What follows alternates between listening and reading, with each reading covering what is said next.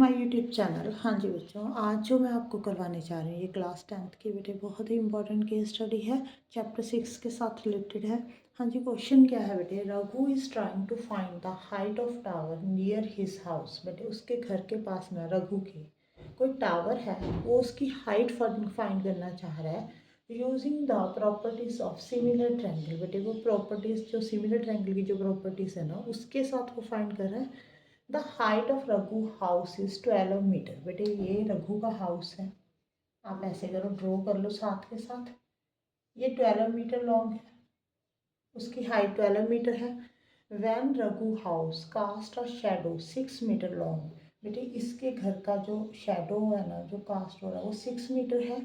On the ground tower cast shadow 40 metre long on that ground. बेटे जब रघु के घर का शेडो जो है 6 मीटर है, तभी उसी टाइम के ऊपर, ठीक है जी, ये बोला हुआ है जो टावर का शेडो बन रहा है ना वो कितना बन रहा है, 40 मीटर लॉन्ग बन रहा है।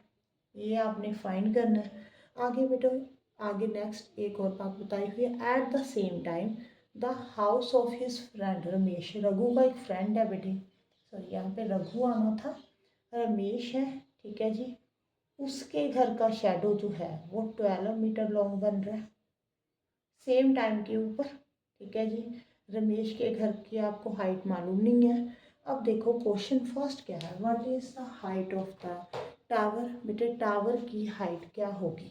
हाँ जी, देखो यहाँ पे अगर आपने टावर की हाइट फाइंड करनी है तो इन दोनों ट्रायंगल को सिमिलर कर दो। बेटे सिमिलर करने की ज़रूरत नहीं है क्योंकि उन्होंने बताया ही हुआ है कि सिमिलर है ये दोनों ट्रायंगल, ठीक है जी। यहाँ पे 90, ऐसा क्वेश्चन आपने ना एनसीईआरटी के बुक में पढ़ा हुआ है कि जो शेडो बनता है जब 6 के चैप्टर में से, है ना, तो ये वाले एंगल भी जो होते हैं वो इक्वल होते हैं, सेम एंगल बनते हैं। तो बाई ए दोनों ट्रायंगल सिमिलर होगी।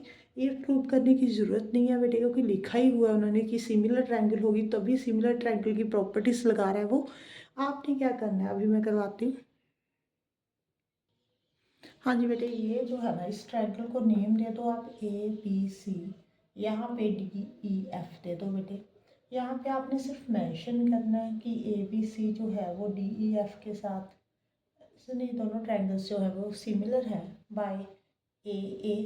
दोनों एंगल इक्वल है इसलिए ये सिमिलर है। अगर सिमिलर हों तो जो कॉरस्पॉन्डिंग साइड्स की रेशियो होती है वो इक्वल होती है। पढ़ा हुआ है आपने, AB डिवाइड में क्या आ जाएगा बेटे, DE। ओके, यहाँ पे BC आपको गिवन है, BC ऊपर लिखो। EF इसके कॉरस्पॉन्डिंग में EF है बेटे। AB आपको 12 दिया हुआ है, DE आपने फाइंड करना है। BC 6 है, EF जो है बेटे वो 40 है, ठीक है जी। क्रॉस मल्टीप्लाई कर दो, 12 इंटू 40, 6 इंटू DE। आपने DE फाइंड करना है, 6 डिवाइड में आ जाएगा बेटे। ओके, 6 2 ज़ा 12, 80 मीटर बन रहा है बेटे। DE जो है 80 मीटर है, मीन्स टावर की जो हाइट है बेटे वो 80 मीटर है। ये आपने फाइंड कर ली। आगे बेटे height of the Ramesh house, Ramesh house की जो हाइट है वो आपने फाइंड करनी है बेटे। इस ट्रायंगल को XYZ दे दो बेटे। देखो सेम टाइम के ऊपर ही जो शेडो है वो कास्ट हो रहा है बेटे, तो तीनों ट्रायंगल ही सिमिलर है। आप इन दोनों ट्रायंगल को भी ले सकते हो, फर्स्ट और थर्ड को भी ले सकते हो, ठीक है। दोनों तरह से आंसर जो है वो सेम आएगा। अभी हम सॉल्व करते हैं बेटे। हाँ जी बेटे, अब रमेश के घर की हाइट फाइंड करनी है तो आप किसी भी टू ट्रायंगल को सिमिलर ले लो, तीनों ही सिमिलर हैं, ठीक है जी। आप ऐसे करो, टावर और रमेश वाले घर इसको ले लो, ठीक है जी। यहाँ पे DEF सिमिलर है XYZ के, रीजन लिख दो बाय AA। अगर ये वाली ट्रायंगल और ये लोगे बेटे तो भी सेम ही आंसर आएगा। अब देखो DE डिवाइड में इसके कॉरस्पॉन्डिंग ये वाली साइड है, EF इसके कॉरस्पॉन्डिंग YZ है बेटे। DE 80 है, XY आपने फाइंड करना है। EF कितना बेटे, EF 40, YZ 12। यहाँ पे भी आपने क्रॉस मल्टीप्लाई कर देना है, 80 multiply 12 is equal to 40 multiply XY, ठीक है जी। XY फाइंड करना है तो 40 डिवाइड में आ जाएगा बेटे। यहाँ पे 40 इंटू 2 कितना होता है 80, यहाँ पे 24 मीटर आ गया बेटे। ओके, इसका मतलब रमेश के जो घर की हाइट है वो 24 मीटर है। क्लियर है। अगर आप बेटे इसको चेक करना चाहते हो, अगर ये तीनों सिमिलर हैं, देखो इनकी साइड्स की रेशियो जो है वो इक्वल आ रही है। 12/6 2 आ रही है बेटे, 80/40 2, 24/12 2 आ रही है। ठीक है जी। आगे देखो थर्ड पार्ट में क्या पूछा हुआ है बेटे। हाँ जी बेटे, थर्ड का फर्स्ट पार्ट देखो बेटे, when the tower cast a shadow of 60 metre long. बेटे अब उन्होंने बता दिया कि जो टावर है ना वो शेडो जो बना रहा है वो 60 मीटर लॉन्ग बना रहा है। इसकी हाइट जो है टावर की हमने फर्स्ट पार्ट में फाइंड की थी बेटे, वो 80 मीटर थी, वो आपने फाइंड की हुई है। What is the length of the shadow of the Ramesh house. बेटे रमेश हाउस के जो शेडो है ना उसकी लेंथ फाइंड करनी है, आपने ये फाइंड करना है। ओके, ये आपको दोनों ट्रायंगल सिमिलर दी हुई हैं, DEF